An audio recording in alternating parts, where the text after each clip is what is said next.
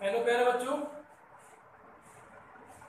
APS online class में आपका हार्दिक स्वागत दशरथ पाराशर की तरफ से। देखिए 9th class subject science second chapter है आपका, क्या हमारे आसपास के पदार्थ शुद्ध हैं। उसके अंतर्गत आपको मैंने कुछ वीडियो डाली थी, पहले आपने देखी भी होंगी, अध्ययन भी किया होगा। कोई प्रॉब्लम्स है तो आप संकोच पूछ सकते हैं, संपर्क कर सकते हैं। देखिए लास्ट टॉपिक अपना चला था तत्वों के बारे में।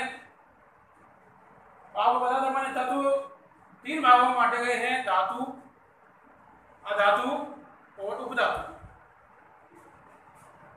देखिए लगभग 118 तत्व ज्ञात हैं।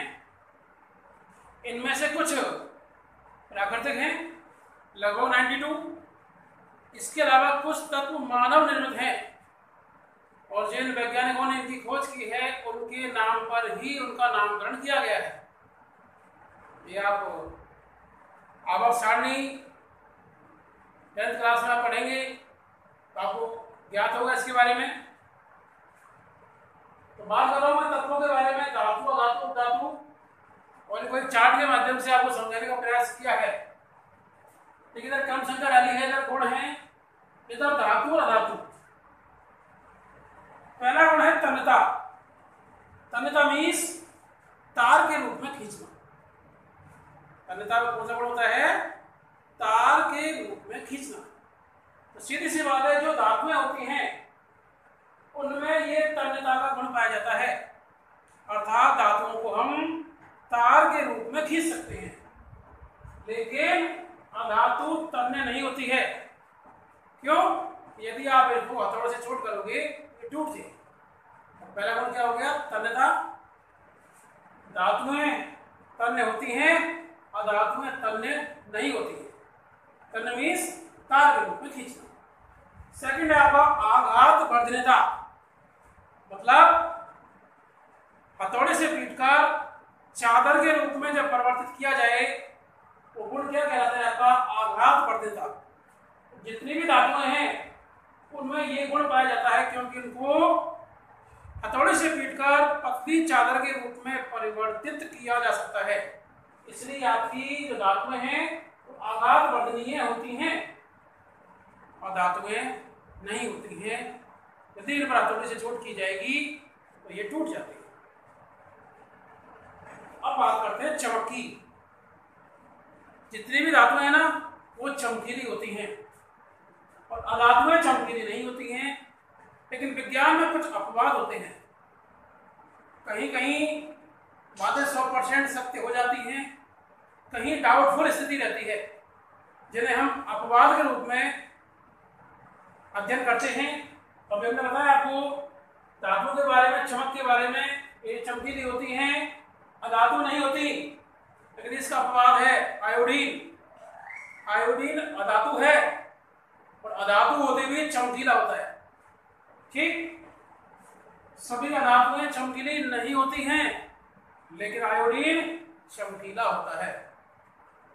चौथा ध्वनिक। ध्वनिक मीन्स ध्वनि उत्पन्न करना। तो जब धातुओं को किसी हथौड़े से पीटा जाता है, उन पर चोट की जाती है तो ध्वनि उत्पन्न होती है। तो सीधी सी बात है, जितनी भी धातुएं हैं आपकी ध्वनिक होती हैं। क्या आपको पता था मैंने, जब अधातु पर चोट की जाती है तो टूट जाती है, तो सीधी सी बात है अधातु ध्वनिक नहीं होगी।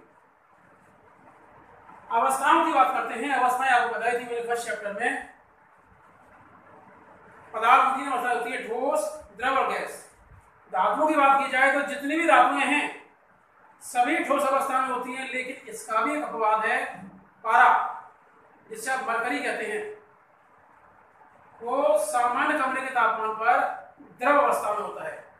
पारा आपने देखा होगा, नहीं देखा तो अभी देख लेना। जो थर्मामीटर होता है उसके अंदर पारा भरा होता है। इसके अलावा जो आपका बीपी मापने का यंत्र है, रक्तचाप मापी, इसे हम कहते हैं स्फाइनोमेनोमीटर, उसमें भी सफेद रंग की गोली से चलती है ऊपर नीचे, वो क्या है? आपका पारा है। या कभी अपने बुजुर्गों से पूछना, मम्मी से पूछना या पापा से पूछना, जब अनाज आता है उसमें रखने के लिए पारे के पेड़े बनाए जाते हैं। महंगी धातु है, 100-150 रुपये में आपको बहुत कम मात्रा में मिलेगा। सीधी सी बात कहने का मतलब है सभी धातु में ठोस, अपार, पारा द्रव होता है। धातु तीनों रूपों में पाया जाएगा आपको, गैस रूप में, द्रव रूप में, ठोस रूप में। गैस रूप में ऑक्सीजन, नाइट्रोजन, गैस रूप में ऑक्सीजन, नाइट्रोजन, द्रव रूप में ब्रोमीन, ठोस में कार्बन, सल्फर। कहने का मतलब है धातु तीनों रूप में पाई जाएगी, तीनों अवस्थाओं में पाई जाएगी आपकी, ठोस, द्रव और गैस। अधातु ठोस, अधातु ठोस, लेकिन पारा द्रव। चालकता की बात करते हैं, विद्युत की चालकता। सभी धातुएं विद्युत की सुचालक होती हैं, सभी धातुएं विद्युत की सुचालक होती हैं, और चांदी सबसे अधिक विद्युत की सुचालक है।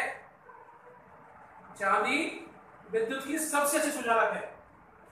अधातु कुचालक होती है, लेकिन इसका अपवाद है ग्रेफाइट विद्युत का सुचालक होता है।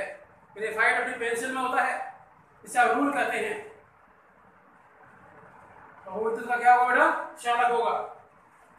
गलनांक पथरांक की बात करें, धातु का गलनांक पथरांक उच्च होता है, अधातु का निम्न होता है।